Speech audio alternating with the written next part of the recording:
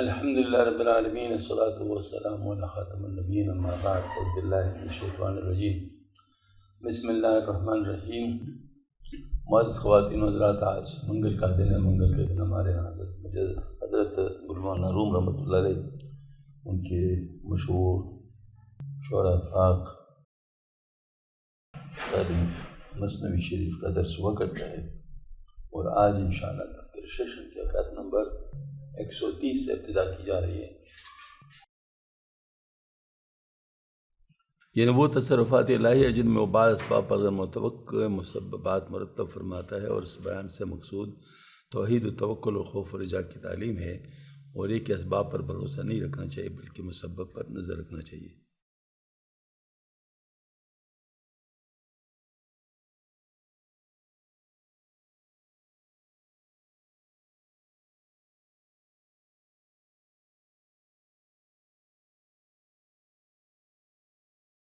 از جہاز ابرہا ہم چودوہ ای فقیران عرب منعم شدہ۔ ابرہا جو اپنے خونخواری و مردم آزاری میں مثل درندہ تھا، اس کے سر و سامان سے عرب کے محتاج مالدار ہو گئے۔ از جہاز ابرہا دونی دنی ای فقیران عرب گشتہ غنی۔ فقیر اور کمینہ ابرہا کے سر سامان سے عرب کے محتاج غنی ہو گئے۔ او گما بردہ کے لشکر میں کشد بہر اہل بیت او زر میں کشد۔ اس کا گمان تھا کہ میں مکہ پر لشکر کشی کر رہا ہوں، مگر فی الحقیقت وہ بیت اللہ والوں کے لیے مالزار لے جا رہا تھا۔ آگے تمیم قصہ بغدادی کی ہے، تتمیمی قصہ بغداد کی۔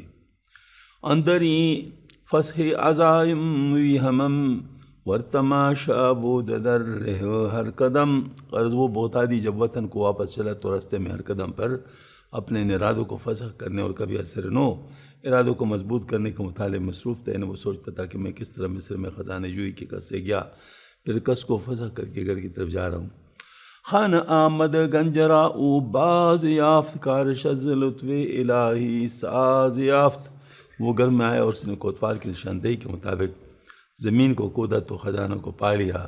خدا تعالیٰ کی مہربانی سے اس کا کام بن گیا۔ تابدانی حکمت فرد حکیم اے منی با میں نہ در خوف بیم۔ یہ قصہ ہم نے اس لیے بیان کیا ہے کہ تاکہ تم اس خداوند حکیم یکتا کی حکمت کو سمجھ جاؤ کہ وہ خوف و خطر میں بہت سے امن مرکوز رکھتا ہے۔ یعنی جس طرح کوتوال پہلے بغدادی کے لیے باعث خوف تھا، مگر پھر ذریعے مراد مندی بن گیا۔ آگے شہزادوں کے قصے کی طرف رجوع ہے۔ یاد محمد قصہ شہزادگاں گوش ہوشا ور بمن بشنو بیاں۔ اب مجھ کو شہزادوں کا قصہ یاد آ گیا، تم اپنے گوش ہوش میری طرف لگاؤ اور مجھ سے یہ بیان سنو۔ اب انشاءاللہ وہ دوسرا جو ہے نا مطلب حکایت شروع کی جا رہی ہے۔ دفتر ششم حکایت نمبر 131۔ مقرر کردن برادراں پن برادری بزرگ را و قبول نہ کردنی او و بےطاقتی او و خود را بے دستوری بد دربار بے شائچین انداختن۔ دونوں بھائیوں کا اپنے بڑے بھائی کو دوبارہ نصیحت کرنا اور اس کا نہ ماننا، اس کا بے بس ہو جانا، اپنے آپ کو بلاجات شائچین کے دربار میں لا ڈالنا۔ آدو گفتن دش کے اندر جانما ہست پاس ہن حاجو نجم اندر سما۔ ان دو بھائیوں نے کہ ہمارے دل میں بہت سے جواب ہیں، جیسے آسمان میں ستارے کثیر ہوتے ہیں اور درخشاں بھی، لہذا جوابات کو ان کے ساتھ تشبیہ یا تو جن جوابات کے روشن ہونے کے لحاظ سے ملی ہے یا ان کے کثیر ہونے کے اعتبار سے۔ گر نگویم آ نیاید راست نرد ور بگویم عادلت آید بدرد۔ لیکن مشکل ہے کہ اگر ہم ان کو نہ کہیں تو تمہاری بازی راست نہیں آتی، اور اگر ہم کہتے ہیں تو تمہارا دل دکھتا ہے۔ چونکہ وہ جوابات اس کے معنی اعظم تھے، اس لیے ان کو ان کا سننا ناگوار ہوتا، اور نہ کہنے سے وہ گمراہی میں رہتا۔ یہی مطلب ہے ان کے بازی راست آنے کی۔ ہم چو چغزیم اندرا بز گفت علم بس خاموشی اختناک است و سقم۔ ہماری حالت مینڈی کی مانندے جو پانی میں ہو کہ اس کو بولنے سے دکھ محسوس ہوتا ہے، اور خاموش رہنے سے گھٹن اور بیماری ہے۔ یعنی گویم مشکل بغیر نہ گویم مشکل۔ گر نگویم آتش را نور نیست ور بگویم آسخن دستور نیست. غرض اگر ہم نہیں کہتے تو معاملہ روشنی میں نہیں آتا، جیسے پونگ مارے بدون آگ روشن نہیں ہوتی، اور اگر وہ بات کہیں تو مسئلات کی جات نہیں ہے. در زما برجست کائے خوش ودا انما الدنیا وما فیہا متاع. بڑا بھائی فوراً اٹھ کر اور بولا ارے بھائی رخصت، اور دنیا اور دنیا کی سب چیز چند روز سامان ہے. اشارہ بموضوع آیت انما حاضر دنیا متاعن. پس بیرون جستو چو تیرے اسک تیرے اسکما کی مجال گفت کم بود آزما. پر وہ اس طرح نکل چکا جس طرح کمان سے تیر، اس وقت بات چیت کی گنجائش کم تھی. اندر آمد مست پیش شاہ چین زود مستانہ ببوسی دو زمین. وہ مستی میں بے خود ہو کر شاہ چین کے حضور میں اور جلدی مستانہ انداز میں اس نے زمین کو بوسہ دیا، جو بادشاہ کے حضور میں جانے والوں کا دستور ہے.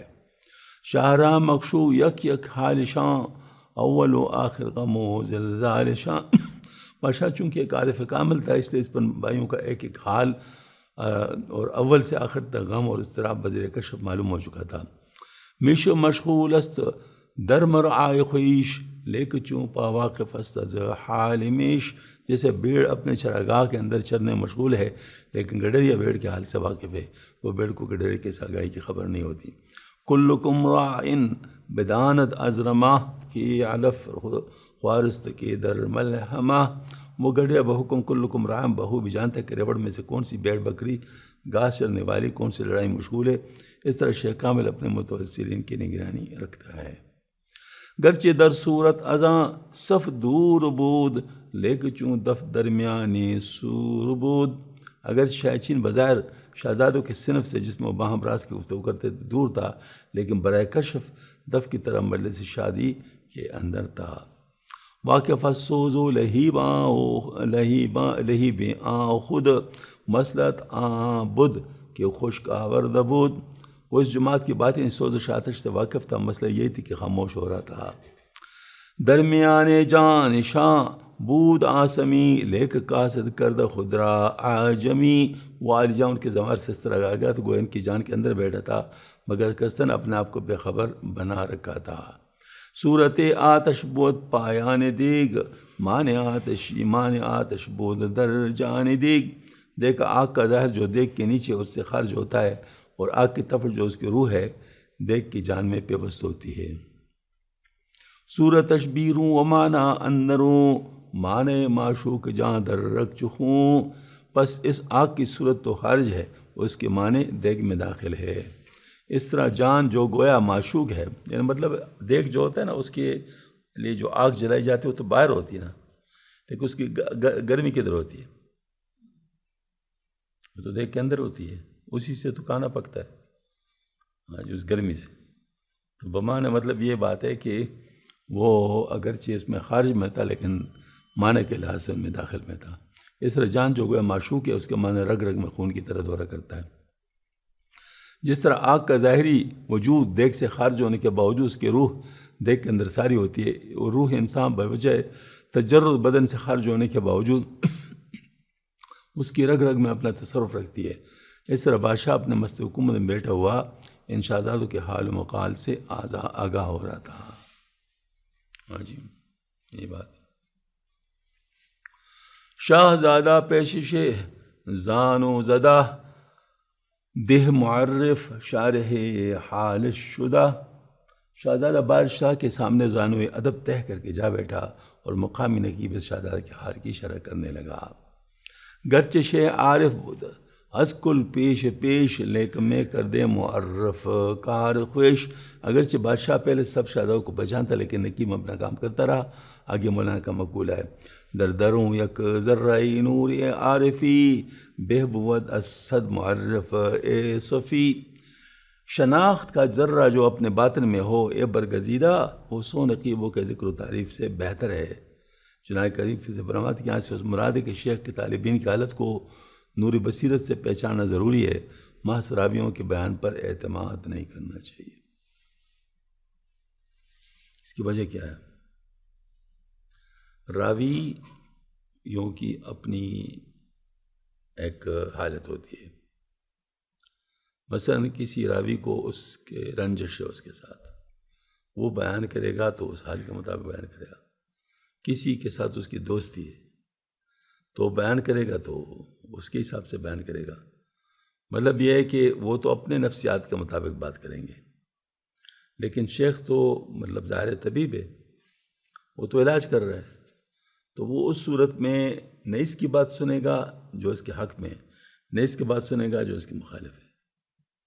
وہ اپنے بصیرت سے اندازہ لگائے گا کہ کس کی بات ٹھیک ہے اور کس کی بات غلط ہے.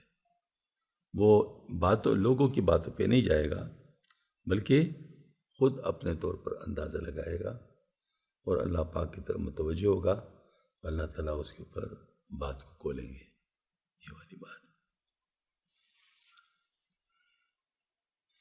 گوشرا رہنے معرف داشتن آیتی محجوب سو حضروزن. کان کو نقیب کے بیان اور عوام کی روایت پر وقف کر دینا اپنے محجوب اور تخمینہ و ظن پر مدار رکھنے کی علامت ہے. ایسے کرنے والا غیر مبصر ہے، اس میں کمال کا شمع نہیں ہے. آنکھ اورا چشم دل شد دید باں دید خواہد چشم او عین العیاں. جن صاحب بصیرت کے دل کی آنکھ نگران ہوگی، اس کی آنکھ طالب کو بالکل بطور معائنہ دیکھے گی. با تواتر نیست قانع جان او بلز چشم دل رسد ایقان او. افواہ عام پر اس کی جان قانع نہیں ہوتی، بلکہ چشم دل سے اس کے یقین اس درجے کو پہنچتا ہے کہ اس پر عمل کرنا جائز سمجھے. پس معرف پیش شاہی منتخب در بیان حال و بخشود لب. تو نقیب نے شاہ برگزیدہ کے سامنے اس شہزادہ کا حال بیان کرنے پر لب کشائی کی. گفت شاہ سید احسان تو است بادشاہی کن کے او آنے تو است. اور بولا کہ اے بادشاہ شہزادہ حضور کے احسان کا شکار ہو چکا ہے، حضور کے ساتھ بادشاہ سلوک کرے کہ حضور کا ہو چکا ہے. دست در فطرہ کی این دولت ز دست برسری سرمستی او برمال دست. اس نے اپنے دولت کے ساتھ اپنے آپ کو وابستہ کر لیا، اس کے مست سر پر شفقت کا ہاتھ پھیرے. گفت شہ ہر منصب وہ ملکت کل تماشش ہست یابد آفت. بادشاہ نے ظاہری بیان کے جواب میں ظاہری جواب دیا، جس میں حکومت کی اس کو خواہش ہو وہ اس جوان کو ملے گی. 20 چندہ ملک کوشد زاں بری بخش مش این جاں و من خود برسری. جس ملک سے وہ دستبردار ہوا ہے اس سے 20 گنا زیادہ ملک میں بخش دوں گا، اور میں خود جو اس کا جاندار ہوں گا جو اس عطا کے علاوہ ہے. گفت تا شاہید دروے عاش عشق است عشق کا جز ہوائے تو ہوائے کے گزاش. لیکن جب سے آپ کی شاہی نے اس کے دل کے اندر عشق کا ویج بوجھا ہے تو آپ کی محبت کے سوا ملک و منصب وغیرہ کی محبت کہاں چھوڑیے جو اس کی خواہش کرے. بندگی تو چنا در خورد شد کی شاہی اندر دلے او سرد شد. حضور کی غلامی کو اس کے ساتھ کچھ ایسے مناسبت ہوئی کہ بادشاہی تک سے اس کا دل سیر ہو گیا ہے. شاہی و شہزادگی در باخت است اسپی تو در غریبی ساخت است. اس نے بادشاہی و شہزادگی کی تیاگ دی ہے، حضور کے لیے بے وطنی پر قناعت کی ہے. صوفی کنداخت خرقہ وجد در کہ رود او برسر خرقہ دگر. جو صوفی وجد کے اندر اپنا حرقہ اتار کر پھینک چکا اور قوال وغیرہ کسی مستحق نے اس کو اٹھا لیا، تو صوفی کسی دوسرے کا حرقہ لینے پر کب مائل ہوتا ہے. یہ اس نے بڑی اچھی بات کر لی. یعنی جو وجد میں آتا ہے اور اپنا سب کچھ مطلب جو ہے نا وہ پھینک دیتا ہے، تو وہ دوسرا جو اس کو دیتا ہے اس کی وہ کیا پرواہ کرتا ہے. اگر ان چیزوں کو اس کو ہوتی تو پھر وہ نہ پھینکتا. ہاں میل سوئی حرقہ دادا و ندم آنچنا باشد کے من مغبوں شدم. دیے ہوئے حرقے کی طرف مائل ہونا اور اس کو دینے سے پلچتانا ایسا ہے گویا وہ صوفی کہہ رہے کہ میرا نقصان ہو گیا. بعد آخر کا عیسو اے قری کے نمے ارزید یعنی بدی. اور گویا کہہ رہے کہ اب نشی وہ حرقہ جو میں نے غلطی سے دے دیا ادھر مجھے واپس دے دے، کیونکہ کوئی اتنی کسی قیمت کا نہیں ہے، یعنی اس وجد کے وزن میں بلکہ اس سے زیادہ قیمت کا ہے. یہ اوپر کتنے شعر مولانا کا مقولہ ہے جنہیں اس بات کے ثبوت کے لیے کہ شہزادوں کو بادشاہی سے دستبردار ہو کر دوبارہ اس پر مائل نہیں ہونا چاہیے، صوفی کو حرقہ دے کر واپس لینے کی اہمیت کو بطور نظیر پیش کیا ہے. صاحب کلید فرمایا اگر یہ حرقہ کسی کو دیا تھا بشرطیہ کہ دیتے وقت باوجود غالب حال کے اتنا شعور مقصد ہو کہ شرعاً اس کا تصرفات صحیح ہوں، تو تب تو پھر شریعت کے بھی خلاف ہے. اور اگر صرف اتار دیا تو کسی نے رسم کے طور پر اٹھایا تو اس کو اتار پھینکنے سے، اس سے روگردانی کے بعد کہ علامت ترک کے واپس مانگنا کے نشان حر سے باوجود اباحت زود کے خلاف ہے. بس یہ ذمہ قالہ کلی مشقق کے طور پر اختلاف درجہ دونوں کے ساتھ متعلق ہو سکتی ہے. آگے مولانا ایسے قالہ کی مذمت فرماتے ہیں. یا کریم یا کریم یا کریم، دور از عاشق کی فکر آیدش، در بیاید خاک بر سر بایدش. عاشق سے بات بعید ہے کہ برکات وجد پر حقہ کی ترجیح کا خیال اس کے دل میں گزرے، اور گزرے تو اس کے سر پر خاک ڈالنی چاہیے. وجد کیا چیز ہے؟ یہ ایک کیفیت ہے جو کسی کو اللہ تعالیٰ کے ساتھ تعلق کی بنیاد پر حاصل ہوتی ہے. چونکہ وہ کیفیت اس کی برداشت سے باہر ہوتی ہے، اس وجہ سے اس سے کچھ ایسی انہونی حرکتیں سرزد ہوتی ہیں جو عام لوگ نہیں کیا کرتے. تو مطلب یہ ہے کہ ایک شریف آدمی، عزت دار آدمی قصداً وہ کام نہیں کر سکتے، کیونکہ وہ ظاہر ہے وہ مجلس کے اور تمام چیزوں کے خلاف ہوتے ہیں. لیکن چونکہ وہ اپنے ہوش میں نہیں ہوتا، مطلب گویا کہ اپنے کنٹرول میں نہیں ہوتا، لہٰذا جو بھی حرکت اس سے ہوتی ہے تو وہ ایک غیر اختیاری حرکت ہوتی ہے. لیکن چونکہ اس کا جو محرک ہے وہ ایک اعلیٰ درجے کی کیفیت ہے، لہٰذا نہ صرف یہ کہ معاف ہے بلکہ اس کے لیے ترقی کی باعث ہوتے ہیں، بشرطیہ کہ وہ غیر اختیاری ہو. اور اگر اختیاری طور پر وہ کر رہا ہے تو پھر تواجد ہے، جو کہ نفاق کا ایک شعبہ ہے. آج مثال کے طور پر ایک آدمی سمجھتا ہے کہ جو وجد میں نعرے لگاتا ہے تو وہ ویسے ہی نعرے لگانا شروع کر لے، اس کو وجد نہ ہو، تو یہ تواجد ہے، تو منافقت ہے. مطلب وہ ہے اس طرح ہے نہیں ہے لیکن ظاہر کر رہا ہے کہ میں ایسے ہوں. یا مثال کے طور پر کوئی جیسے مطلب جوش میں آ کر ہاتھ پاؤں مارنے لگے، جیسے بظاہر رقص کا سزما ہو، تو وہ رقص نہیں ہوتا، وہ تو غیر اختیاری اور غیر انتظامی حرکت ہوتا ہے. یعنی باقاعدہ اس میں انتظام تو نہیں ہوتا، اگر انہوں نے پھر غیر اختیاری کیوں ہو؟ وہ غیر انتظامی حرکت ہوتا ہے، مطلب اس میں وہ کوئی اختیار نہیں ہوتا.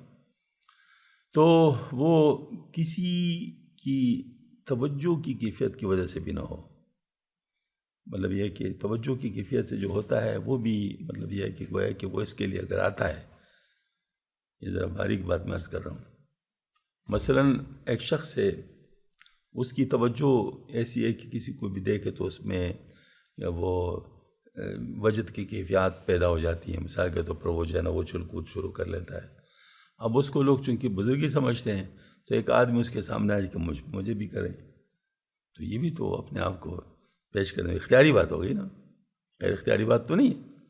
تو لہٰذا یہ بھی ایک نفاق کی علامت ہے، مطلب یہ بھی کوئی ایسی چیز نہیں ہے. ہاں جی، کیونکہ ظاہر اس نے خود اپنے آپ کو اس کے لیے پیش کر لیا، اس کو پتہ تھا کہ اس سے ہو گیا، بلکہ وہ طالب ہے اس کا کہ اس طرح ہو جائے، تو وہ پھر یہ ہے کہ وہ ٹھیک نہیں ہے. ہاں، اس کی اندرونی کسی کیفیت کی وجہ سے وہ ایسا ہو جائے، اور یا کسی بزرگ کا بھی اگر کیفیت اس کے اوپر غالب ہو جائے تو اس بزرگ کی بھی نیت نہ ہو کہ اس میں ایسا ہو جائے، لیکن اس کی کیفیت کو برداشت نہ کر سکے، اور مطلب ظاہر ہے وہ تو یہ ساری چیزیں جو غیر اختیاری ہوں اس میں گنجائش، لیکن جو اختیاری ہے اس میں نہیں ہے. تو جس وقت مولانا روم رحمۃ اللہ کی کانفرنس ہو رہا تھا سرگودا میں، تو وہاں پر ترکی کے کچھ لوگ آئے تھے، انہوں نے ویڈیوز لائے تھے رومی رقص کے، تاکہ وہ ذرا تھوڑا سا لوگوں کو دکھا دینا مطلب. تو الحمدللہ وہ چلی نہیں، مطلب وہ نہیں چلی. تو خیر بہرحال یہ ہے کہ لیکن بہرحال انہوں نے اس کا اعلان تو کر لیا تھا. تو اس وجہ سے جس وقت میں نے آخری بات کی تو آخری بات میں نے یہ کہا، میں نے کہا مولانا روم رحمۃ اللہ علیہ کا جو وجد تھا وہ تو غیر اختیاری فعل تھا، لہٰذا ان کے لیے تو جائز تھا. اس کو چاہتا تو نہیں تھا لیکن ہو رہا تھا، اور جب وہ ہوش میں آ جاتا تو پھر وہ روک لیتا. ہاں جی، تو اس کا تو یہ والا. اور یہ جو رومی رقص ہے یہ تو باقاعدہ ارادے کے ساتھ آرگنائز انداز میں کیا جاتا ہے. ہاں جی، تو یہ تو تواجد ہے، تواجد نفاق کا شعبہ ہے. یہ کوئی اچھی چیز نہیں ہے۔ تو کافی ماشاء لوگوں نے اس کا وہ پھر اس کا سرچ لیا۔ مطلب یہ ہے کہ ان چیزوں کو جاننے سے پھر آدمی خواہ ایسی چیزوں میں نہیں پھنستے۔ عوام جو ہوتے ہیں وہ کل انعام ہوتے ہیں، ان کو نہیں پتہ ان چیزوں کا یہ کیا مطلب چیز ہے، تو وہ ایسی چیزوں کے پیچھے پھرتے ہیں کہ ایسا ہو جائے۔ ہاں جی، تو ایسے ہونے کی مطلب جو ہے نا وہ ضرورت نہیں ہے۔ ہاں لیکن اگر ہو جائے خود بخود تو پرواہ نہیں۔ عشق ارزد صد چمہر کا کال بود کے حیات دارد و حس و خرد۔ عشق کی قیمت میں تو جس میں انسانی کی خرقہ کی مثل سینکڑوں ہوں تو وہ بھی توڑے ہیں، وہ جسم جو زندگی اور حس اور عقل بھی رکھتا ہے۔ خرقہ یہ ملکی دنیا کب ترست پنج دانگستیش درد سرست۔ خصوصاً ملک دنیا کا خرقہ جو بالکل ہی ناقص ہے، اس کی ہستی سے 5 پیسے پر سرمایہ کی طلب تو سراسر درد سر ہے۔ ملک دنیا تن پرستاں را حلال، ما غلام ملک عشق بے زوال۔ سبحان اللہ، سبحان اللہ، یا اللہ۔ دنیا کی بادشاہی تن پرست لوگوں کی نصیب ہو، دنیا کی بادشاہی تن پرست لوگوں کو نصیب ہو۔ ہم تو عشق بے زوال کے بادشاہی کے دلدار ہیں، ہم تو وہ چاہتے ہیں۔ ہاں جی، یہی بات تو حضرت شیخ عبد القادر جیلانی رحمۃ اللہ نے بھی کی تھی، جب ملک سنجر کے حکمران نے ملک نیمروز کا جاگیر حضرت شیخ عبد القادر جیلانی رحمۃ اللہ کے نظر کیا اور خط بھیجا کہ آپ کے خانقاہ کے لیے میں پیش کر رہا ہوں کہ آپ اپنے خانقاہ کے اخراجات اس سے پورے کریں۔ تو حضرت نے جواب دیا، چوں ستر سنجری رخ بختم سیاہ باد، در دل اگر بود ہوس ملک سنجرم۔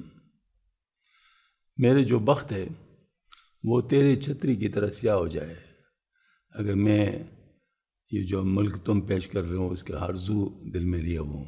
زانگاہ کے آفتم خبر از ملکی نیم شب، جس دن سے میں نے نیم شبی کی دولت پائی ہے، یعنی رات کے آخری حصے میں اللہ کے سامنے کھڑے ہونے کی دولت پائی، تہجد کی۔ من ملک نیم روز با ایک جو نمی خرم، میں ملک نیم روز کو ایک جو کے بدلے میں بھی خرید نہیں رہا۔ ہاں یہ مطلب یہ تو یہ حضرت نے مطلب اس پہ وہ پیش کر دیا۔ تو اصل بات یہ ہے کہ اگر دیکھا جائے تو ہمارے جو عشاق حضرات ہیں، بڑے لوگ ہیں، وہ ان چیزوں کی پرواہ نہیں کرتے۔ یہ تو جو دنیا کے کیچڑ کے کیڑے مکوڑے ہیں وہ اس قسم کی باتیں کرتے ہیں۔ ہاں جی، جو اونچے صفات والے ہوتے ہیں ان کو ان چیزوں سے کیا تعلق ہے۔ عامل عشقست مغزولش مکن، جذبہ عشق خوش مشغولش مکن۔ یہ تو عشق کی حکومت کا عہدیدار ہے، اس کو اس عہدہ سے معزول نہ کیجیے، اپنے عشق کے سوا کسی اور کام میں اس کو مشغول نہ کیجیے، اس طرح سارے دنیا کی مشغولی سے بچتا ہے۔ حاجی امید محمد امین رحمۃ اللہ علیہ پشتو زبان کے شاعر ہیں، اس نے ایک کلام میں کہا ہے کہ اللہ بہت مجھے ہفت تکلیم کے خراج پر جو ہے نا وہ میرے قلم کو نہ چلائے۔ ہاں جی، کہ مجھے آپ کے نعت لکھنے سے وقت نکالنا پڑے۔ ہاں جی، یعنی مجھے اس کام پہ اللہ تعالیٰ میرے ہاتھ کو نہ چلائے جب میں آپ کے نعت پہ قلم چلا رہا ہوں اور اس کو روکنا پڑے۔ تو مطلب یہ ہے کہ ہر ایک کا اپنا اپنا شان ہے، مطلب ظاہر ہے۔ منصب کانم ضرویت محجبست، عین معزولیست نامش منصبست۔ یہ شہادت اگر زبان سے نہیں تو دل سے ضرور کہہ رہا ہے کہ جو عہدہ مجھے حضور کے دیدار سے حجاب میں رکھنے والے وہ بالکل معزول ہی ہے، اگرچہ بظاہر اس کا نام عہدہ و منصب ہے۔ یعنی شہادت کی مراد تو یہ ہے کہ ہمیشہ حضور میں حاضر اور دولت دیدار سے متمتع، اگر کسی ملک کا حاکم بنا کر بیچ دیا گیا تو اس دولت سے تو محروم ہو جائے گا۔ اس طرح سالک کہتا ہے اگر میں دنیا کی مرادات میں مستغرق ہو گیا تو حق سے غافل ہو جاؤں گا. صحیح سالکین کی کیا بات ہے، اللہ تعالیٰ میں ایسا بنا دے. موجب تاخیر اینجا آمدن فقط استعداد بود و ضعفتن. اس کے آنے میں دیر کرنے کا سبب یہ تھا کہ اس میں بھی حضور کی استعداد پیدا نہ ہوئی تھی، اور ساتھ ہی جسم کی کمزوری بھی اس تاخیر کا باعث ہوئی. یعنی یہ تو ایک شہزادے میں ابھی وہ لیاقت پیدا نہیں ہوئی جو حضور کی بارگاہ کے حاضرباش کے لیے لازم ہے. دوسرے درگاہ کے حاضرباش کے لیے خدمت کی بجاوری میں جو جسمانی طاقت درکار ہے وہ ابھی تکمیل تک نہیں پہنچی تھی، اس لیے تاخیر ہوئی. لہٰذا حضور یہ شبہ نہ فرمائے کہ اگر یہ ہمارا عاشق تھا تو آج تک حاضر کیوں نہیں ہوا. آگے مولانا کا مقولہ ہے، اگر کام استعداد پر ہے. بیز استعداد برکان روی برے کے حبان گردی محتوی. اصول جواہرات کے استعداد کے بدون تم کسی کان جواہرات پر جاؤ تو جواہرات تو رہے الگ، تم ایک حبہ پر بھی قابض نہیں رہ سکو گے. یعنی جواہرات کے اصول کے لیے ایک تو کان کی شناخت کا عمل کا ہونا چاہیے، کیوں کان میں پتھر اور جواہرات ملے جلے ہوتے ہیں، عام لوگ نہیں پہچان سکتے یہاں جواہرات ہیں. دوسرے جواہرات کو نکالنے کی استعداد لازم ہے کہ یہ بھی ایک فن ہے جو بغیر استعداد نہیں آتا. اس میں سبق مرکوز ہے کہ طالب کو پہلے اپنے اندر استفادہ کی استعداد پیدا کرنا چاہیے، جس کے معنی طلب اور شوق کے ہیں. پھر عارفین کی طرف رجوع کرے، کیونکہ اصول فیض کے لیے طلب و شوق کا ہونا شرط ہے، ورنہ حرمان لازم. گو وہ حضرات جواہر کمالات کے معدن ہے، لیکن فاقد الاستعداد جو طلب شوق سے خالی ہے ان سے کیا متمتع ہو سکتا ہے. آگے کامیابی کے استعداد کی شرط ہونے اور فاقد الاستعداد کے محروم ہونے کی چند مثال ہے. مجھے ایک مثال یاد آ گئی. وہ حضرت جنید بغدادی رحمۃ اللہ علیہ کے پاس ایک صاحب 10 سال رہا تو وہ جانے لگا. تو حضرت کو اندازہ ہو گیا کہ بھئی یہ تو ویسے جا رہا ہے. تو وہ پوچھا بھئی کیوں جا رہے ہو؟ کہ حضرت 10 سال آپ کے ساتھ گزار دیے لیکن میں نے آپ کے ہاتھ پہ کوئی کرامت نہیں دیکھی. تو حضرت نے فرمایا کہ اچھا اس 10 سال میں کبھی آپ نے میرے ہاتھ مجھ سے کوئی خلاف سنت کام ہوتے دیکھا ہے؟ تو اس نے کہا نہیں یہ تو نہیں دیکھا. فرمایا کہ جنید کی اس سے بڑھ کر کرامت کیا ہو سکتی ہے کہ اس نے 10 سال میں اللہ میاں کو ناراض نہیں کیا. ہاں جی. پھر فرمایا الاستقامت فوق الکرامت. یہ وہ تاریخی جملہ ہے کہ استقامت جو ہے کرامت سے اونچا ہے. استقامت کیا ہے؟ کرامت سے اونچا ہے. مفتی صاحب سو گئے؟ کیا کہا میں نے ابھی؟ کیا کہا؟ ابھی ادھر نہیں تھے. اچھا، مطلب یہ ہے کہ الاستقامت فوق الکرامت. استقامت کیا ہے؟ یہ کرامت سے اونچا ہے. یہ بہت تاریخی جملہ ہے جو جنید بغدادی رحمۃ اللہ نے کہا. تو اب اس صاحب کو جواہرات کی قدر نہیں تھی نا. یعنی سنت جو ہے وہ جواہرات ہے، اصل ہے، مطلوب ہے. اللہ پاک ہم سے یہی چاہتا ہے. کرامات مطلوب نہیں ہے، کرامات مطلوب نہیں ہے. تو وہ شخص کرامات کا طالب تھا، سنت کا طالب نہیں تھا. تو اس کو پتہ ہی نہیں چلا کہ اس کے پاس کیا ہے. تو اس طرح اگر کوئی شخص صاحب استعداد نہ ہو، یعنی اتنا کم از کم نہیں جانتا ہو، تو پھر کیا ہے؟ تو یہ بات ہے کہ ایک کلام ہے ہمارا، وہ بھی اسی موضوع کا ہے کہ واقعتاً ایک انسان مطلب جو ہے نا وہ یعنی ایک چیز سے حاصل کرنے کے لیے کسی حد تک عقل کی ضرورت ہے. کیونکہ پہچان تو لینا کہ کون سی چیز لینا چاہیے، اتنی عقل کی ضرورت ہے.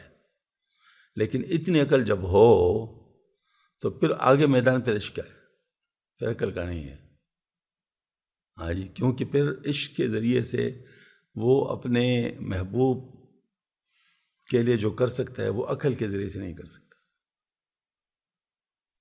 اور اس عقل کے ذریعے کر سکتا ہے جو عشق کا پر غلام ہو، یعنی عشق کے مطابق وہ چلتا ہو، ورنہ پھر وہ نہیں کر سکتا. تو وہ جو ہے نا کلام ہے شاید اس موقع کے لیے بہتر ہے، اور وہ یہ ہے عقل والوں کی رسائی ذہن میں رکھتے ہوئے، عشق والوں کی رسائی پہ کوئی بات کرے، عقل والوں کی رسائی ذہن میں رکھتے ہوئے، عشق والوں کی رسائی پہ کوئی بات کرے، حسن والوں کی چاہتوں کو سامنے رکھ کر، خرد کی اپنی سست روی پہ کوئی بات کرے۔ ہاں، یہ بات ہے کہ عقل کا میدان اس میں بڑا سست ہے، وہ کیونکہ خود غرض ہے، لہذا وہ کچھ نہیں کر سکتا جو کہ عشق چاہتا ہے، آج اس میں فیل ہو جاتا ہے، یہ والی بات ہے۔ حسن والے تو اتنا چاہے، اتنا عقل تو ہو، ساتھ یہ ہو تو وہ پہچانے تو سب میں جائیں۔ ہاں، اتنا مطالبہ حسن والوں کا ضرور ہوتا ہے کہ اتنا عقل ہونا چاہیے کسی میں کہ اس کو پہچان تو لے، نہ پہچانے تو پھر کیا کرے گا وہ؟ تو اتنا عقل تو ضروری ہے کہ اس کو پہچان لے، پھر پہچاننے کے بعد ذرا کیا ہوتا ہے؟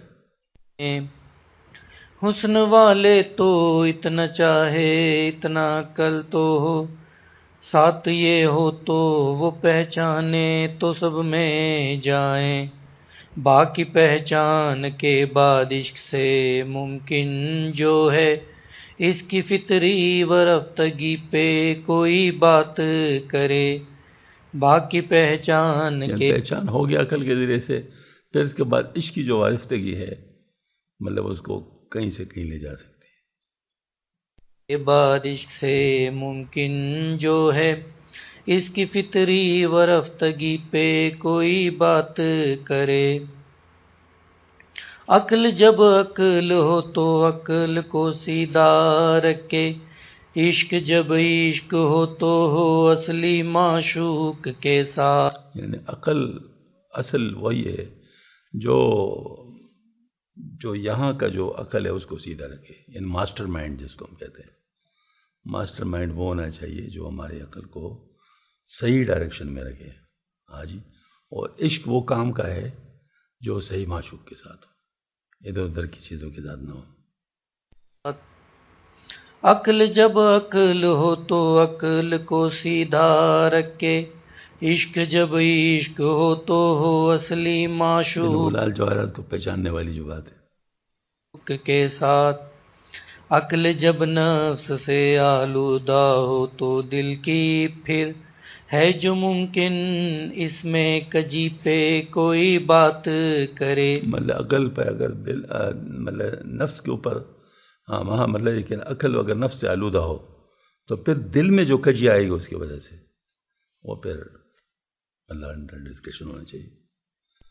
عقل جب نفس سے آلودہ ہو تو دل کی پھر ہے جو ممکن اس میں کجی پہ کوئی بات کرے، بے خطر کود پڑا آتش نمرود میں عشق، عقل ہے محو تماشائے لب بام ابھی، بے خطر کود پڑا آتش نمرود میں عشق، عقل ہے محو تماشائے لب بام ابھی، کہتا اقبال ہے درست پر یہ عشق ملے کیسے، اس کے ملنے کی آگہی پہ کوئی بات۔ اقبال یہ تو کہتا ہے، صحیح ہے کہتا ہے، لیکن وہ عشق کیسے ملے گا اس پر اس نے بات نہیں کی ہے، اس پر کسی کو بات کرنا چاہیے۔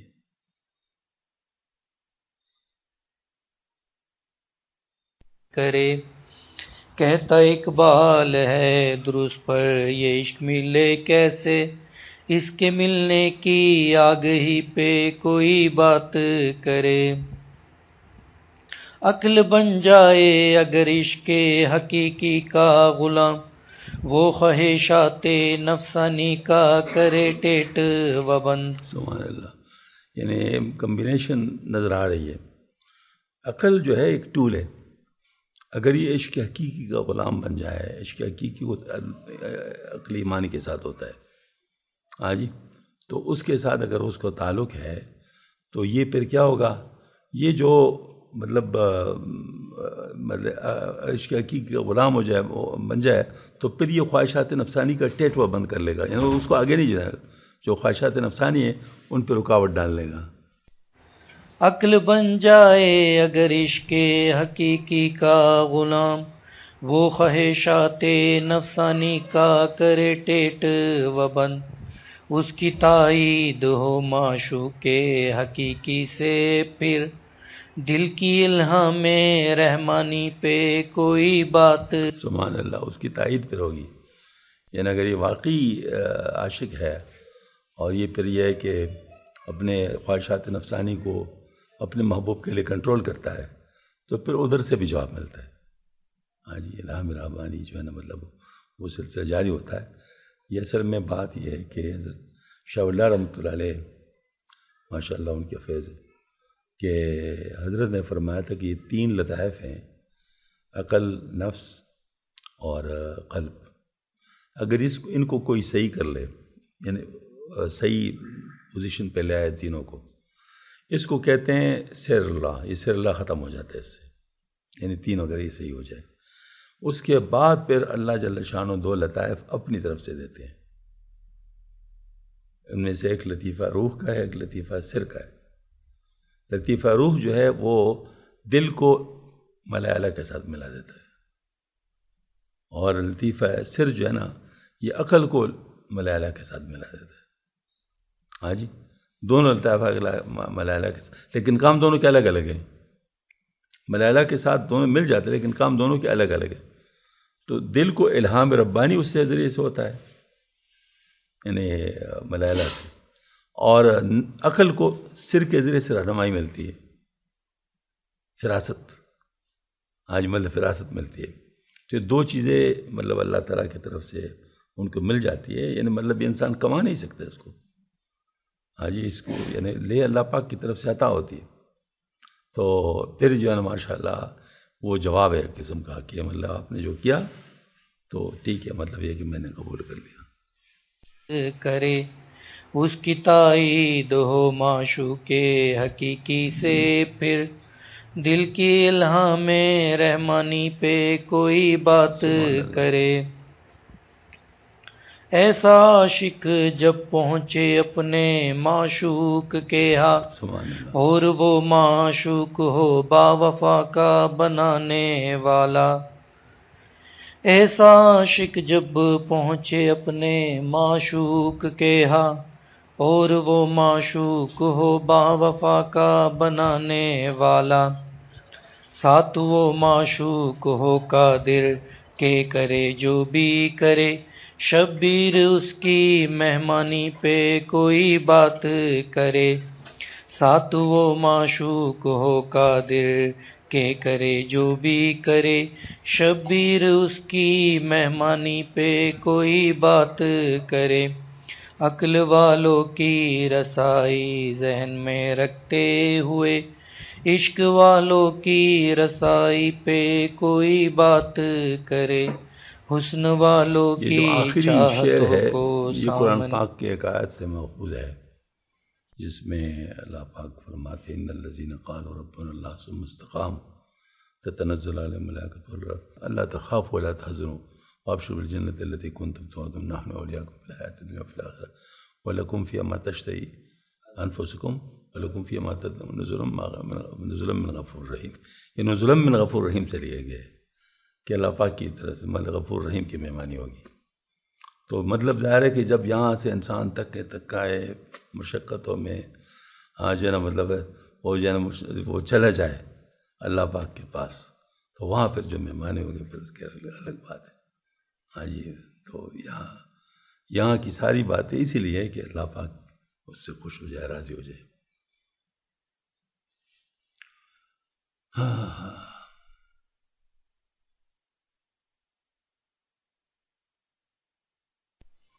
جی، امچو گننے کے بکرے را خرد گرچہ سیمی تنجود کے برخورد۔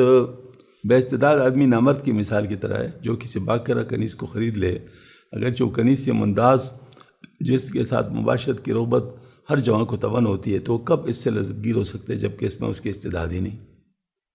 مطلب یہ استعداد جو ہے نا وہ ہو تو پھر مطلب یعنی اس سے لطف اندوز ہو سکتا ہے۔ چو چراغی بے زید و بے فتیل نے کثیر استش ز نورون قلیل، اور اس پہ استعداد کی مثال ایسی جیسے خالی چراغ جس میں نہ تیل نہ بتی، تو اس میں نور نہیں ہو سکتا، نہ کم نہ زیادہ، کیونکہ اس میں استعداد ہی اس میں نہیں۔ اب دیکھو نا حضرت اب ساری باتوں کو کنکلوڈ کر رہا ہے۔ پہلے فرمایا بے سبب بھی اللہ پاک سب کچھ کر سکتا ہے، اس وجہ سے مسبب الاسباب پر نظر ڈالنا چاہیے، پہلے اس کی بات۔ پھر اب اس طرف آتے ہیں کہ اسباب کا خیال رکھنا چاہیے اللہ پاک کی سنت عادیہ سمجھ کر۔ ہاں جی، کہ اللہ پاک نے مطلب جو کہ ہر چیز کے لیے اپنا ایک طریقہ رکھا ہوا ہے، تو اس طریقے کی ناقدری نہ کرو۔ تو یہاں پر مطلب یہ ہے کہ استعداد کو حاصل کرنا اور پھر تمام چیزوں کو جاننا، یہ ان کے اسباب ہیں۔ تو یہ پھر مطلب ظاہر ہے کہ اس طرف لے آئیں۔ در گلستہ اندرا آئے دخش میں کہ شود مغزش سے ریحاں خرمیں، جیسے وہ شخص جس کے سونگنے کی طاقت نہ ہو، باغ کے اندر آئے تو اس کا مغز پھول کی خوشبو سے کب خوش ہوگا جبکہ اس میں سونگنے کی استعداد ہی نہیں۔ ہاں جی، ہم چو خوب دل برے مہمان غر بانگ چنگو برمتے در پیش کر، اور جیسے ایک حسین دل بر اور جو کسی نامرد کی مہمان ہو جس میں لذت صحبت کی استعداد نہیں ہو، جیسے سارنگی اور بربت کی سریلی آواز بہرے کے آگے، مطلب بہرا ہو تو اس کو کیا۔ ہم چو مرغ خاک کائے در بہار زاچیا بدے جز ہلاک ہو جز خسار، اور جیسے خشکی کا پرندہ جو دریاؤں میں آ پڑے تو اس کو اس کی سوائے ہلاک اور ضرر کے کیا ملے گا، کیونکہ تیرنے کی استعداد نہیں رکھ سکتا۔ ہاں جی، ہم چو بے گندم شدہ در آسیا جو سفید ریشمو نبوت عطا، اور جیسے وہ شخص کے پاس گیہوں نہ ہو اور وہ خالی کھولی چکی گرج میں جائے تو اس کو آٹے کے غبار سے داڑھی اور بالوں کے سفید ہونے کے سوا کچھ نہیں ملے گا۔ مطلب دیکھیں، وہ ایک کشتی میں جا رہے تھے، ایک فزسٹ تھا، ایک کیمسٹ تھا، ایک میتھمیٹیشین تھا، اور آپس میں باتیں کر رہے تھے۔ ملاح گاڑی وہ کشتی چلا رہا تھا، تو فزسٹ جو ہوتا ہے نا، وہ اس نے ملاح سے پوچھا کہ آپ نے فزکس سیکھی ہے؟ اس نے کہا نہیں۔ اس نے کہ پھر آپ نے انتہائی زندگی برباد کر دی۔ تو کیمسٹ نے پھر اس سے پوچھا کہ آپ نے کیمسٹری سیکھی ہے؟ اس نے کہا نہیں۔ اس نے کہا پھر آپ نے انتہائی زندگی برباد کر لی، ہم 2/3 برباد ہو گئی۔ تیسرا جو ہے نا مطلب اس نے کہا آپ نے ریاض سیکھی؟ اس نے کہا نہیں۔ اس نے پھر تو آپ نے مزید انتہائی زندگی برباد کر لی۔ اتنے میں کشتی جو ہے نا ایسی جگہ پہنچ گئی جہاں بنور تھا، بنور میں پھنس گئے۔ ملاح نے ان تینوں سے پوچھا کہ آپ لوگوں کو تیرنا آتا ہے؟ انہوں نے کہا نہیں، کہ تم لوگوں نے ساری زندگی برباد کر دی، تم لوگوں نے ساری زندگی برباد۔ تو مطلب یہ ہے کہ یعنی ہر چیز کی بات اپنی ہے۔ تو آسیائے چرخ پر بر بے گندما منہ سے پیدی بخش دو ذوف میاں، آسماں کی چکی ان لوگوں کو جو استعداد صلاحیت کی گیہوں سے خالی ہے، صرف بالوں کے سفید اور ذوف کمر بخشتی ہے، یعنی عدم استحقاق کو کوئی کمال حاصل نہیں کرتا کہ بڑھاپا آ جاتا ہے، بال سفید کمر خم ہو جاتی ہے۔ لیکبا با گندما این آسیا ملک بخش آمد ہد کارو کیا، لیکن یہ چکی گیہوں والوں کو بادشاہی بخشنے والی ہے اور عہدہ و عصمت عطا کرتی ہے، الاستعداد کی طرح طرح کمالات حاصل ہو جاتے ہیں۔ اول استعداد جنت بایدت تاز جنت زندگانی زایدت، پہلے تم بہشت میں جانے کی استعداد چاہیے تاکہ جنت کی استعداد سے تمہارے ابدی زندگی پیدا ہو۔ اب اس طرف لے جا رہے ہیں، یعنی مطلب ہے کہ یعنی ایک تو یہاں مثال کس چیز کی تھی، یہاں کی زندگی، اور اب اس کو استعمال کس کا لے کر رہے وہاں کی زندگی کے لیے۔ طفل نورا از شراب و کباب چے حلاوت از کزور و از قباب، نوزائیدہ بچے کو شراب و کباب سے کیا لذت اور محل اور گنبدوں سے کیا لذت، جبکہ اس میں اس کی چیزوں کی پسندیدگی کی استعداد ہی نہیں ہو۔ حد ندارد ای مثل کم جو سخن تو برو تحصیل استعداد کن، یہ مثال تو کوئی انتہا نہیں، تم تمثیلات و نظائر کی تقریر کے طالب نہ بنو، بلکہ جاؤ استعداد پیدا کرو جو مقصود تقریر ہے۔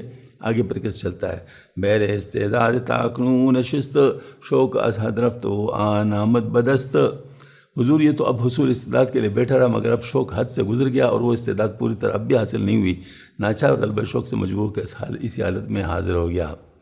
گفت استعداد ہم از شہر صد بیز جہاں کے مستعد گردن جسد، اس نے اپنے جی میں کہا استعداد بھی بادشاہی سے ملے گی، اور روح کے بغیر جسم کب بار استعداد ہوتا ہے، بادشاہ کو روح سے اور شہزادے کو جسم سے تشبیہ دی۔ لطفائے شہ غمش را درد نوشت شد کے سید شہ کو ندو سید گشت. حضور کے الطاف نے اس کو غم کو تہ کر کے رکھ دیا. یہ آیا تھا حضور کو مسخر کرنے کے لیے، خود ہی مسخر ہو گیا. ہر کے در اشکار چوں تو سید شد، سید رانا کرد قید و خید شد. اور کیوں نہ ہو، جو شخص بھی حضور جیسے شکار کی گرفت کے لیے گیا ہوگا، وہ شکار مطلوب کی گرفت میں لائے بغیر خود گرفتار ہو گیا. یہ شاید اس لیے حاضر ہوا تک اپنے اعلیٰ خدمات سے حضور کو اپنے محبت کے دام میں ڈالے، مگر حضور کا دیدار کرتے ہی الٹا خود ہی دام محبت میں گرفتار ہو گیا. یہی معاملہ اہل اللہ کاملین کا ہوتا ہے. خادم مخلص ان کے لطف و عنایت کو اپنی طرف جذب کرنے کے لیے پیش از بیش خدمات بجا لیتا ہے، مگر جو خدمات بجا لیتا ہے خود ان کی زنجیر محبت میں منجذب ہوتا چلا جاتا ہے. یہاں تک کہ نقیب کا آگے مولانا تقیید و تقید محمود سے جو اللہ کا معاملہ ہے، تقید و تقید مضموم کے ذکر کی طرف انتقال فرماتے جو اہل دنیا کا شعر ہے.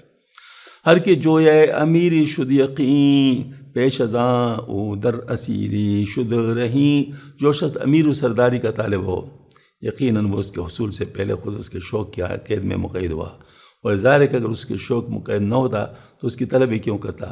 بس ارادہ تو کرتا ہے اس کو مسخر کرنے کا، اور خود اس کا مسخر ہو جاتا ہے. عکس میدان نقشدی باچائے جہاں، نام ہر بندہ جہاں خواجہ جہاں. پس جب امیری کے لیے اسیری لازم ہے تو تم چہرے جہاں کے نقش کو الٹا سمجھو، یعنی ہر غلام جہاں کا نام آقا جہاں ہے. غلام جہاں کا نام، یعنی جو امیر مسند عمارت پر متمکن رہتا ہے وہ اس عمارت کے حصول سے پہلے اس کی طلب میں اسیر رہ چکا ہے. بس یہ وہ آقا ہے جس کے ماتھے پر داغ غلامی موجود ہے. وہ ایک غلام کو آقا کہا جاتا ہے، اور چونکہ اس غلامی اور اسیری کا اثر روح پر بھی ہوتا ہے، اور اسیری اسی اصل فطرت کے خلاف ہے، اس تقریب سے آگے مذکور ہے کہ روح نفس و بدن کو بطور شک و خطاب کرتی ہے، جس سے اسیری کے مضر و مذموم ہونے پر تنبیہ مقصود ہے. اے تنے کش فکرت و معکوس رو، صد ہزار آزاد را کر دی گرو. روح کہتی ہے جسم اور نفس جو الٹے خیال اور الٹی چال والا ہے، تو نے لاکھوں آزاد روحوں کو مقید کر رکھا ہے. یعنی الٹا خیال یہ کہ اسیری کو امیری سمجھتا ہے، اور الٹی چال یہ کہ اسیری کے حصول کی کوشش کرتا ہے. یہ اصل میں یہ ایک بات ہے جو حضرت سمجھانا چاہتے ہیں. مختلف طریقوں سے اس کو سمجھایا جاتا ہے کچھ حضرات، کہ مطلب یہ ہے کہ چونکہ یہ دنیا جو ہے نا اصل نہیں ہے، ذل ہے. تو اگر کوئی ذل میں گرفتار ہو گیا تو وہ تو ادھر ہی رہ گیا، لیکن اگر وہ ذل سے اصل کی طرف روانہ ہو، اس سے اثر لے کر، کہ مطلب یہ ہے کہ وہ اس کو سمجھ لے، تو پھر وہ کامیاب ہو جاتا ہے. تو یہاں پر یہ مطلب یہ ہے کہ یہ جو اسیر و امیر والی بات ہے کہ انسان جس وقت یعنی مطلب یہ ہے کہ ان چیزوں کا مطلب عاشق ہو جاتا ہے، ان دنیا کی چیزوں کا، تو دنیا اس کو پنسا لیتی ہے، اور جس مقصد کے لیے آیا ہوتا ہے وہ اس سے چھوٹ جاتا ہے، ہلو سے رہ جاتا ہے. چونکہ آیا تو اس کے لیے نہیں تھا، آیا تو ادھر کی مطلب بادشاہت کو حاصل کرنے کے لیے آیا تھا، تو وہ اس سے چھوٹ گیا. کیونکہ اس کے جو مطلب وہ ہے کہ آئینے کے اندر جو چیزیں ہو رہی ہیں وہ اصل کی عکس ہے، تو وہ ان چیزوں کا عاشق بن جائے، وہ اسی کے پیچھے دوڑتا رہے، تو وہ اصل چیز اس سے رہ جائے. تو اس طرح مطلب یہ ہے کہ یہاں پر جو چیزیں ہیں وہ اس کی نقل ہے، یعنی اصل کی جگہ. تو اصل کی جگہ جو ہے نا مطلب وہ اس میں یعنی مطلب وہ غلام ہے. تو اس طرح کہتے ہیں کہ جو مطلب آدمی نفس کا غلام ہے اور نفس کے خواہشات کا غلام ہے تو وہ پابند ہے.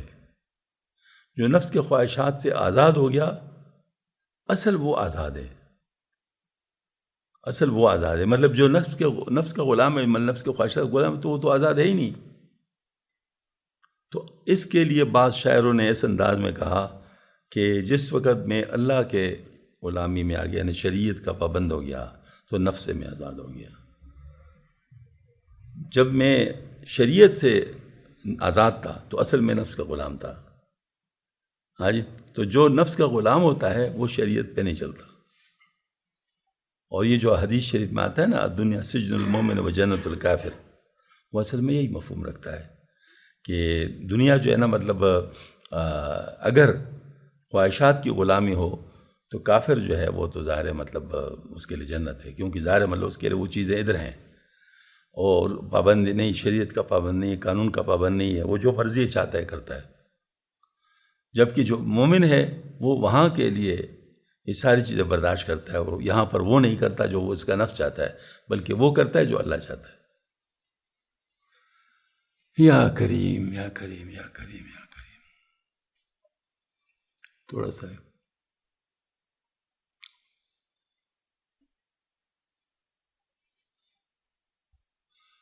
مدت بگزاری حیلت پشی چند دم پیش از اجل آزد زی۔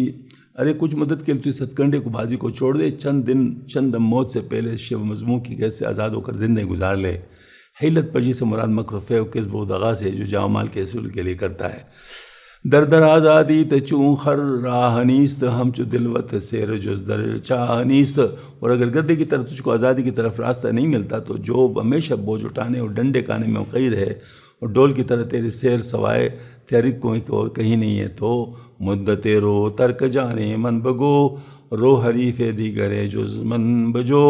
تو خدا کے لیے جا، ایک مدت کے لیے میری جان چھوڑ، جا کوئی اور ہمراہی میرے سوا تلاش کر۔ نوبت من شد مرا آزاد کن، دیگر را غیر من داماد کن۔ میری باری گزر، اب مجھ کو آزاد کر، کسی دوسرے کو میرے سوا اپنا داماد بنا۔ اے تنی صد کار ہے ترک من بگو، عمر من بردی کسے دیگر بجو۔ اے سینکڑوں فریب والے بدن، مجھ کو چھوڑ، میری عمر تو نے برباد کی، اب کسی اور کو ڈھونڈ۔ یہ اصل میں وہ والی بات جو مجھے رحمۃ اللہ کی ہے کہ ہمارا روح جو تھا وہ اللہ پاک کا عاشق تھا، اور جس وقت زمین پہ آ گیا تو نفس کا غلام بن گیا، نفس نے اس کو پابند کر دیا۔ پھر ہمیں دوبارہ اس کو آزاد کرنا ہے۔ تو دوبارہ آزاد کرنے کے لیے جو ذکر کیا جاتا ہے تاکہ اس کو آزادی کا شوق دلا دے، اس کو پتہ چل جائے کہ میں تو اللہ کا عاشق تھا، میں تو ان چیزوں کا عاشق نہیں تھا۔ جب اس کو یہ پتہ چل جائے پھر اس کے بعد اس کو اس کی ساتھ مدد کرو۔ تو اس کے ساتھ مدد کا مطلب یہ ہے کہ جو نفس کے ہاتھ پیر پاؤں باندھ لو۔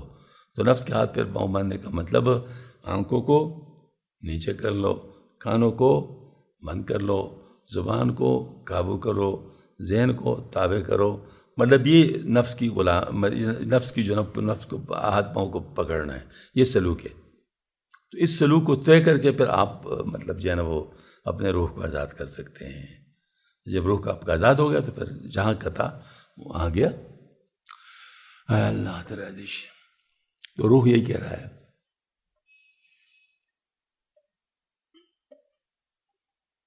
ہاں جی، تو یہ فرماتے ہیں کہ روح بدن کی قید سے اپنے آزادی چاہتی ہے، جس کے اعضاء و جوارح سے نفس کام لے کر معاصی و مانعات کا ارتکاب کرتا ہے، اور روح اس سے ملوث مستوجب عذاب ہوتی ہے۔ ممکن ہے کوئی علت یا کہن اشعار سے تناسخ کے عقیدہ کی تائید ہوتی ہے کہ روح ایک جسم سے آزاد ہونا اور جسم دوسرے روح کے لیے چھوڑنا چاہتی ہے۔ اس کا جواب یہ کہ مولانا کسی کلام سے اس کے مذہب کے خلاف کوئی بات ثابت کرنے کی کوشش کرنا خود اپنے جہل کا ثبوت پیش کرنا ہے، جس کو ہم شرح میں کئی جگہ شروع بس کے ساتھ سپرد کرم کر چکے ہیں۔ اشعار ذہنز کے متعلق اتنا کافی کہ اس سے کس طرح تناسخ کے خیال کا احتمال نہیں پیدا ہوتا۔ تناسخ کی صورت تو یہ کہ روح جسم میں نکل کر دوسری جسم میں مقید ہو جائے، حالانکہ یہ روح کلی آزادی کی تمنا کر رہی ہے، اور میرا آزاد کن میں کہہ رہی ہے کہ اس کو یہ نظر آتا ہے کہ میرے انسان کے جسم سے نکلنے کے بعد اب گدے یا کتے کا جسم میری قید کے لیے تیار ہے، تو ہرگز جسم سے نکلنے کی آرزو نہ کرتی، اگر کرتی تو آزاد کن کا مصداق نہ ہوتی، مراد قید بدترین اسی قید کن کا مصداق ہوتی، اور ظاہر ہے کہ کوئی آزادی کا آرزو نہیں۔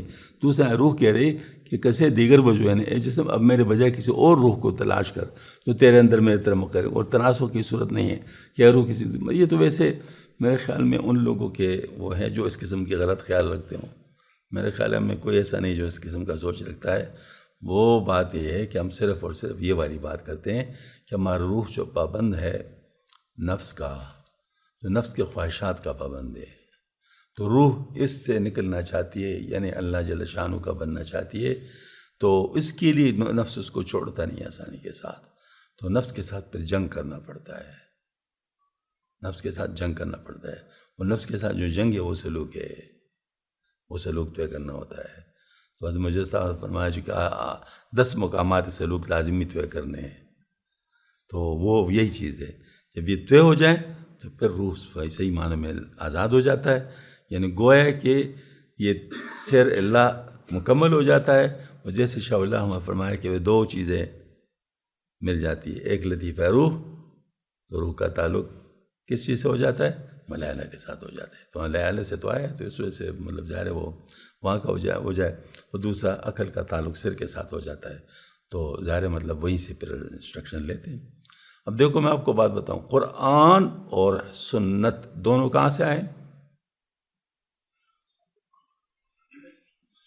اللہ تعالیٰ کی طرف سے. تو اب یہ چیز جو ہے نا علم میں ہے، خارجی علم ہے، باہر سے آیا. اور جس وقت انسان کا تعلق ملائلہ کے ساتھ ہو جائے تو وہی چیزیں جو قرآن و سنت کی ہے وہ اس کو داخلی طور پر آئیں گی. ٹھیک ہے نا. یہی بات مجدد صاحب رحمۃ اللہ علیہ کی جو بات ہے اس کو میرے خیال میں سمجھنے کی جو کوشش کرنا چاہتے ہیں سمجھے کہ حضرت نے جو فرمایا کہ جو باتیں یعنی مطلب جس کو کہتے ہیں یعنی علمی تھی وہ اب کشفی ہو گئی. وہ کشف نہیں جو کہ ہم جس کو کشف سمجھتے ہیں عیاں ہو گئی. اللہ پاک ان پہ کول دیتا ہے. ٹھیک ہے نا. اس کو معرفت کہتے ہیں، یعنی معرفت کی حاصل ہو گئی اس کی. ٹھیک ہے نا. مطلب یہ نہیں کہ مطلب وہ کشف کے پیچھے نہیں پڑنا، مطلب معرفت حاصل ہو گئی. تو اب یہ بات کیونکہ تعلق ملائلہ کے ساتھ ہو گیا. ملائلہ کے ساتھ، ملائلہ میں تو ساری چیزیں معروف ہیں، وہاں تو کوئی چیز بھی محجوب نہیں ہے. تو لہٰذا پھر وہ ساری چیزیں معروف ہو جاتی ہیں. گویا کہ ہر آیت کی ایک اصل مطلب جو ہے وہ اس کے اوپر کھل جاتی ہے. حدیث شریف کے اس کے لیے وہ چیزیں نئی نہیں ہوتی، بلکہ وہ چیزیں مطلب ظاہر ہے اسی طرح ہوتی ہیں جس طریقے سے اللہ نے اتاری ہے. یہی بات ہم مجھے فرماتے ہیں کہ میرا کشف جو ہے یہ بالکل قرآن و سنت کے مطابق ہوتا ہے. تو اصل قرآن و سنت علمی طور پر تو سب علماء کو پتہ ہے، یعنی علماء کے اور کیا ہم اسی کو تو سیکھتے ہیں، لیکن پھر عمل کیوں نہیں کرتے؟ عمل کیوں نہیں کرتے؟ کیونکہ ان کا روح آزاد نہیں ہے، نفس کا غلام ہے. جب نفس کی غلامی سے بچ جائے پھر اس کے بعد ان کا علم وہی علم ہوتا ہے، لیکن پھر اس پر عمل نصیب ہو جاتا ہے، کیونکہ اس کے بعد وہ روح اس کا نفس کا غلام نہیں رہتا اور وہ چیزیں مکشوف ہو جاتی ہیں جو کہ پہلے معشوق تھی. ہاں جی. اللہ تعالیٰ ہمیں بھی نصیب فرمائے. وآخر دعوانا الحمد للہ رب العالمین. ربنا تقبل منا انک انت السمیع العلیم وتب علینا انک التواب الرحیم. سبحان ربک رب العزۃ عما یصفون وسلام علی المرسلین والحمد للہ رب العالمین برحمتک.